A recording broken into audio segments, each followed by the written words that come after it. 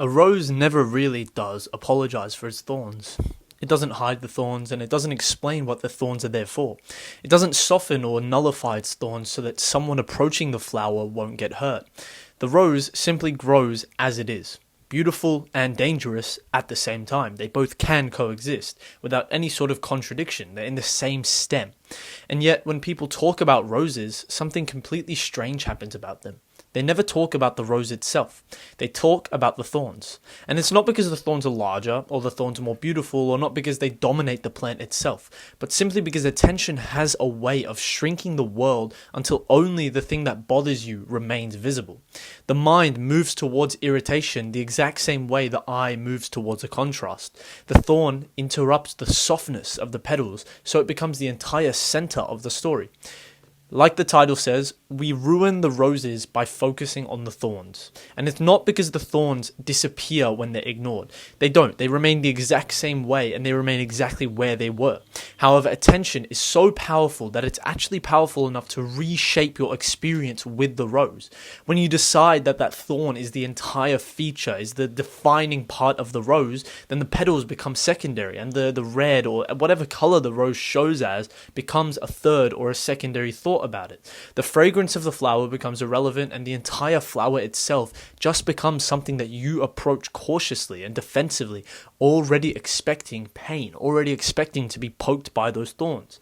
And eventually it gets to a point where you stop seeing the rose itself at all. This experience is not limited to just flowers, nor is it just limited to the rose itself. It happens with people, it happens with moments, it happens with places, it happens with entire periods of life. Something beautiful arrives, an opportunity maybe, or a relationship, or a quiet stretch of time that could have been enjoyed, and the mind begins to search for the thorns within it.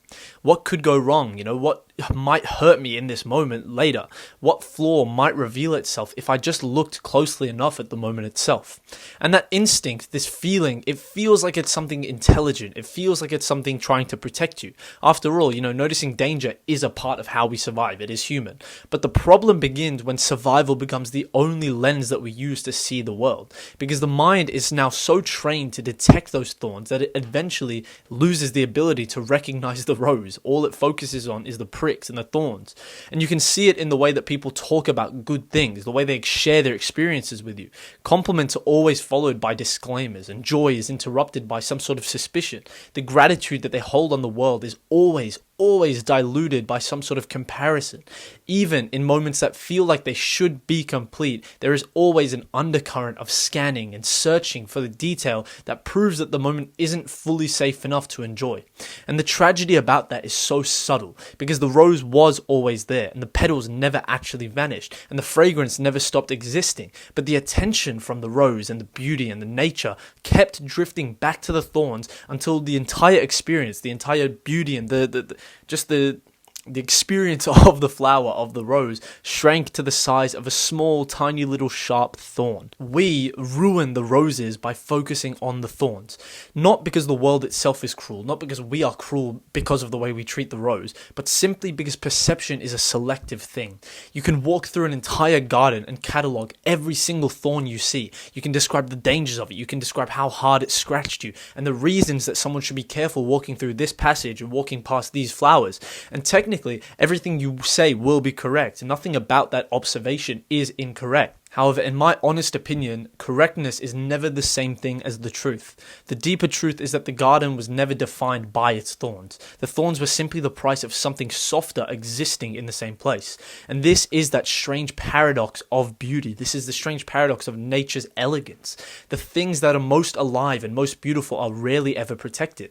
They come with edges, they come with risks, they come with the possibility that approaching them carelessly might hurt you, and most of the time it does end up hurting you in some way or another. Love works this way. Friendship works this way. Even the act of being present in your own life works this exact way. To encounter something meaningful is to accept that it isn't sterile, accept that it isn't safe in your life. The rose does have thorns. That is an undeniable fact that you cannot disagree with.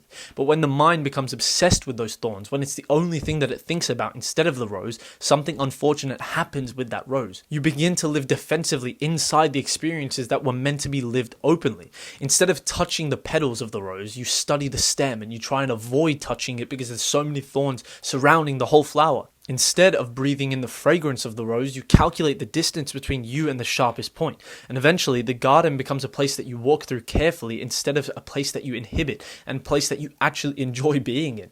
The rose never had to change in that garden. Your attention did. And it's so much easier to believe that wisdom means learning where the thorns are on the flower. And in some sense, it may. In some senses, it may be good to know where the danger is, where the patterns actually form.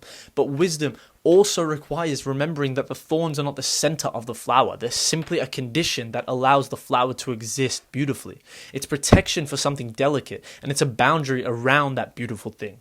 If you only study the thorn of the flower, then you misunderstand the entire plant. You ignore the entire beauty and premise of the rose itself.